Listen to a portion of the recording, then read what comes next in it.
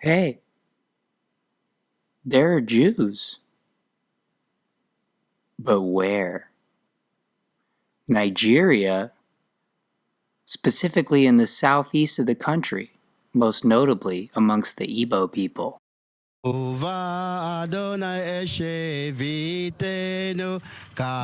is Nigeria, the seventh most populated country in the world. And every day within this dizzying frenzy, thousands stop what they're doing for mincha, the traditional Jewish afternoon prayer.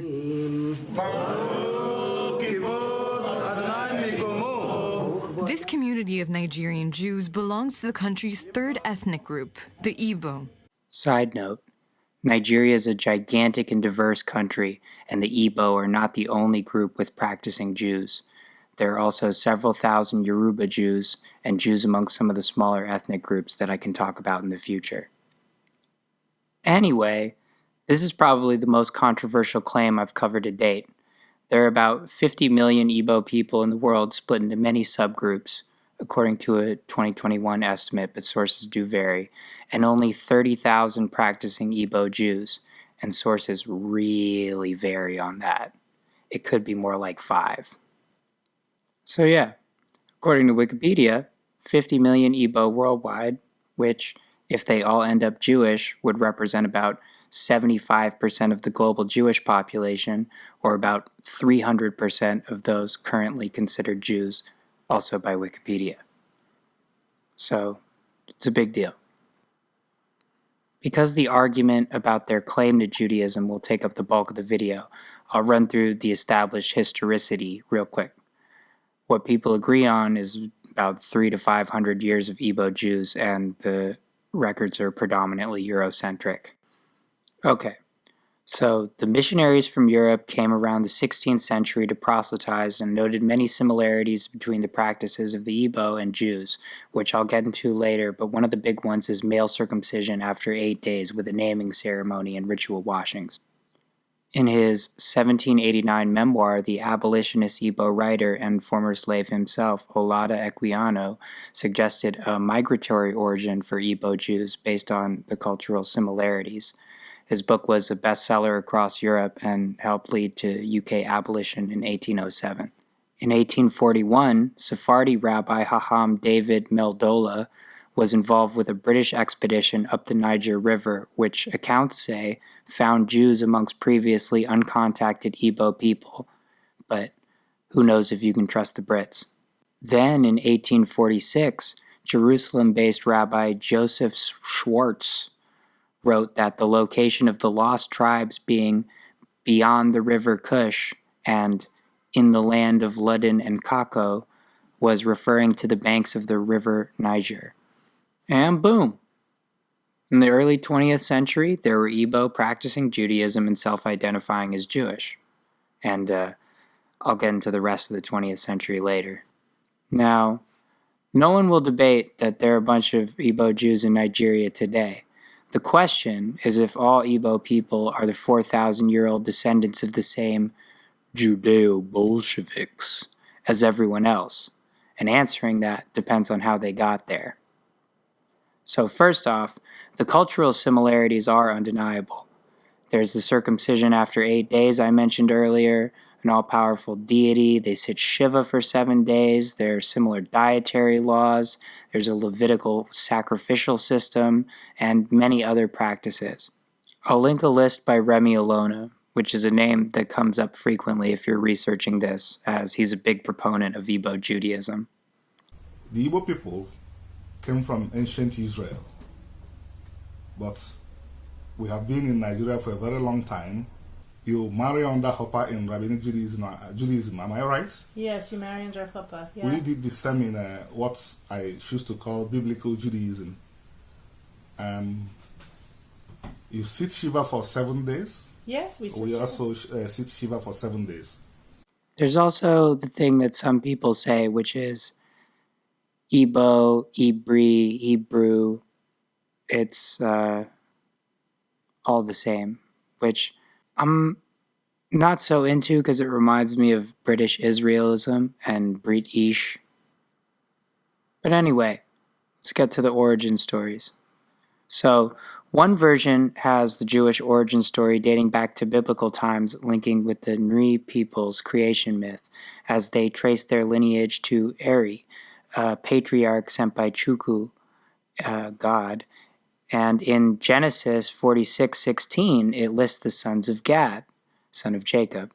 They are Zephon, Hagi, Shuni, Ezbon, and Eri, and also Eredi and Ereli. So, the archaeological evidence puts the Nri influence on Igbo land as far back as the 9th century, which would mean over 1,000 years of Igbo Jews existing in the region and provide a biblical origin dating back a long time. At least 3,000 years, but it's unclear. However, there is an issue of pottery and ironwork. These artifacts have been unearthed and dated to between 3000 and 2000 BC and have clear similarities with Igbo works from much later. This would seem to suggest that Igbo culture predates Israelites. This according to renowned historian Adjele Afibo, who concluded that the Igbo ancestors were settled in southeast Nigeria by the 3rd millennium BC.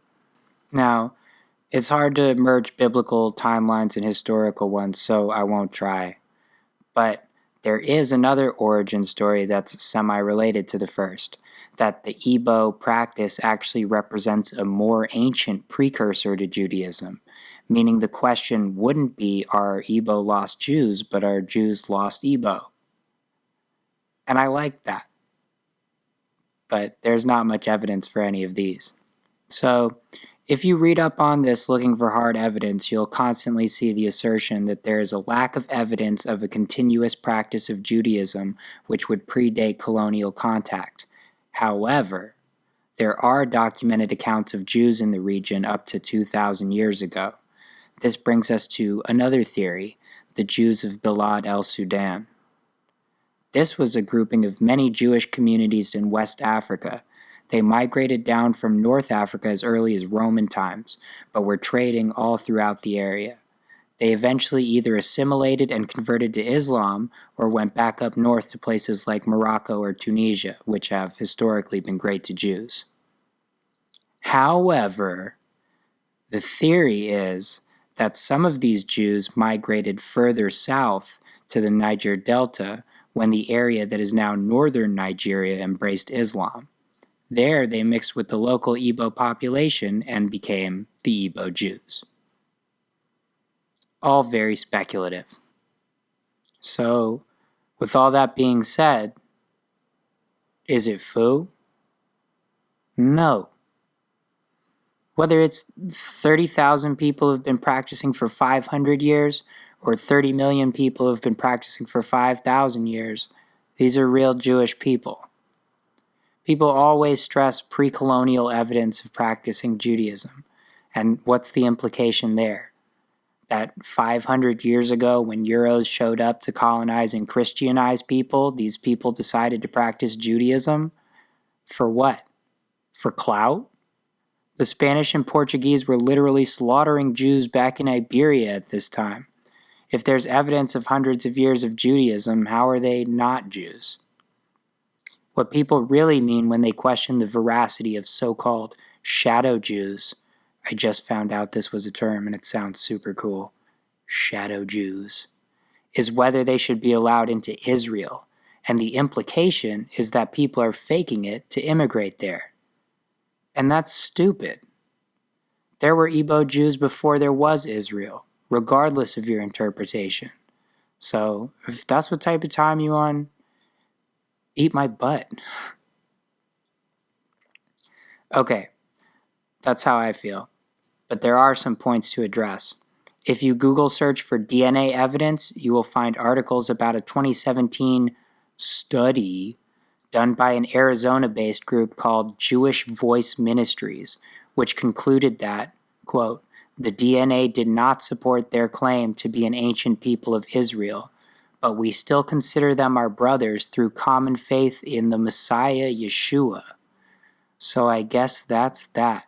But wait, did you catch that? common faith in the Messiah Yeshua? Hold up. I've been hoodwinked. You aren't Jews at all. You worship the man God. That's right. Jewish Voice Ministries aren't Jews at all. They're Christians who claim Messianic Judaism to try and convert real Jews to Christianity. Here's the landing page from their website. Christians love doing this shit. And this is this group's whole shtick. Go find African Jews and tell them the good news, like they never heard of Jesus before. They pull up on some, hey Nigeria, a gigantic and powerful nation superglued together by European colonial interests. I see some of you practicing Judaism over there, but have you ever heard of Jesus? And then try and get them to stop practicing Judaism. Okay. But despite the fact that these people probably don't have a drop of Jewish blood between them and have a clear ulterior motive, their study was also verifiably shit. They gave 124 men from Nui 23andMe, allegedly compared the results to their own private database of mainly European Jews. I can't find their actual results. Who knows what they actually did? Published their bold headline, "Data says you're not Jews, guess you have to worship Jesus now, and went back to their missionary work. But in a later interview, the Christian rabbi of this group, who literally said the result has confirmed that Igbo are not Jews, one Jonathan Bernies, said the result does not rule out the claim of Igbo to Israeli descent. Sounds like you just wanted your headline, huh? When pressed about it by the Times of Israel, they refused to comment on the organization's testing methodology or other issues. The study has since been called irresponsible by many, including Professor Tudor Parfit, a world-renowned scholar of Jewish studies despite himself being Anglican, salute, and the man who proved the Middle Eastern Kohanim connection in the Lemba people of Zimbabwe and South Africa. Video coming soon. The result was also criticized by our hero Ilona, who criticized the methodology for being faulty and incomplete. He said the sample size was too small and was conducted in places that are not majority Igbo. When interviewed by the Times of Israel, he said, "Africa is an area of the world that everyone tends to look down on. Even though my Israelite culture is strong, because we're Africans, we're viewed with skepticism." He went on to say, "The Jewish Voice came in and gave people the impression it's a Jewish organization. I'd like to do a DNA test myself on those people who are coming to Nigeria." Boom. Flamed. Slay my Semitic king. Although, also according to him, the Igbo have no king is a saying. Anyway, he roasted those posers, and I'm all for it. Ilona dropped his own and several other Igbo people's DNA results, by the way, and while acknowledging this is not solid science, it did show a small Middle Eastern connection of 1.2% and 92.9% Nigerian. He claims, however, that if his results were interpreted with the same metrics as Ashkenazi or Sephardi results, his report would read 94.1% Igbo Jewish. I like that. Side point, these companies say they can tell the difference between Norway and Sweden and regions of England, but you give this man 93% Nigerian? Don't you think there's a little bit more going on in Nigeria that he might want to know?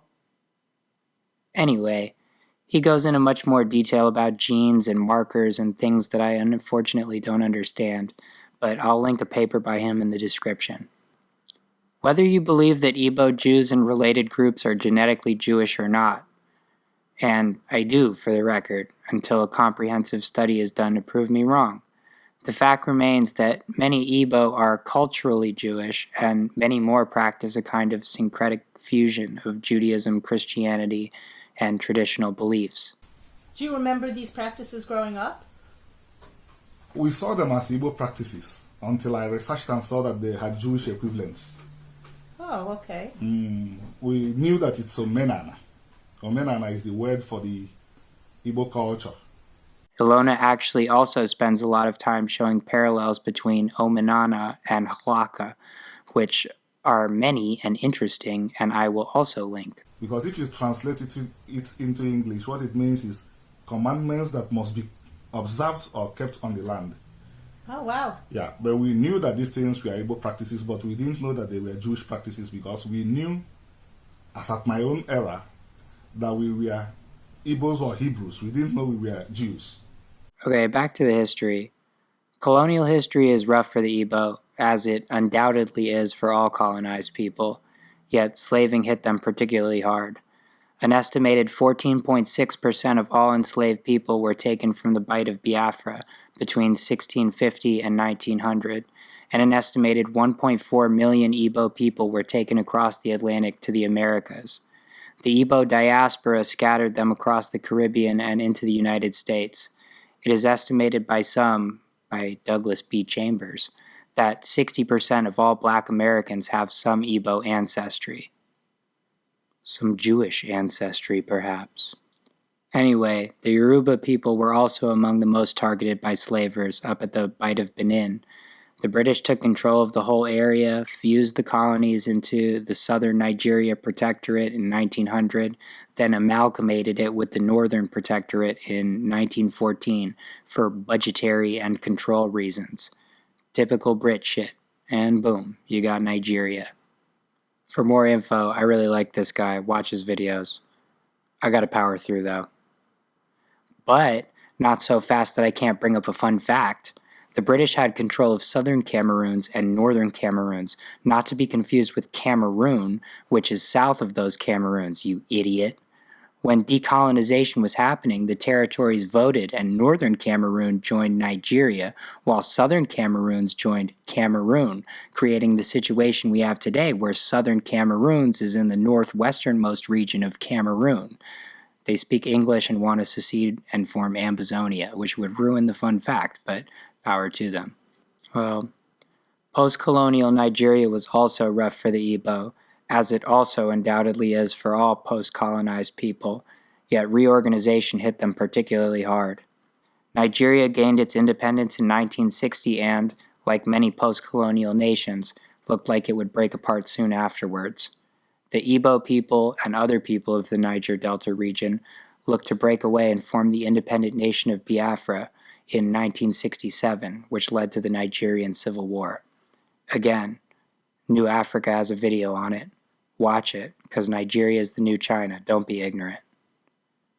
Anyway, the results were miserable, leading to what many people, including our boy Remy, refer to as the Biafran Holocaust, where 2 million civilians died of starvation due to a brutal blockade. After their surrender, Biafran bank accounts and properties were seized, and the security forces sucked Igbo land dry, extorting billions of dollars. Yeah. Last time in Greece was pretty bad, but this is pretty bad too. So, in modern times, Igbo Jews live and practice all over the world, but mostly in Igbo land. They're making attempts to rejoin the broader Jewish community and have received religious support from all over the diaspora. The greatest of all challenges we are facing is that of isolation, said Elder Pinchas Ogbuka, spokesperson of Abuja's Gihon Synagogue. Bridges of Jewish education and worship have to be built. I agree. Now, in the news very semi-recently, you may have heard about a man named Nnamdi Kanu. He is a pro-Biafran political activist and leader of the Indigenous Peoples of Biafra, or IPOB, which is a Biafran independence group considered a terrorist organization by the government of Nigeria. Founded in 2012, IPOB wants to restore the Republic of Biafra and has risen to some prominence, citing the harsh reprisals against Biafra following the Civil War. Kanu was arrested in Lagos on treason charges in 2015 and held until 2017 despite court orders ruling for his release. In 2017, he bonded out, jumped bail, and did the race. The reason he's been in the news is renewed hostilities between the Nigerian army and Biafran separatists broke out at the beginning of 2021, and on June 27th, Kanu was arrested by Interpol, but actually maybe Kenyan police, and extradited back to Nigeria. So, he's a controversial figure, but also a Jew. He's testified in court that he's Jewish and believes in Judaism, and has been to the Western Wall and prayed there. Yeah, I don't know how people are necessarily going to take that. It kind of seems like a one man's terrorist is another man's freedom fighter situation. But I knew I had to mention him after I saw him in the news. So, in conclusion, Igbo Jews are real. It just is a question of how many are there. And I feel like they've demonstrated historical ties, and, as many as want Judaism can have it. And if you don't, that's fine. But look at this. Shema Israel, Adonai Elohim, Adonai Echad. If you frickin' Ashkenazi nerds can still say nah after that, eat my butt. Point is, they're Jews. Baruch Hashem. Have a good one.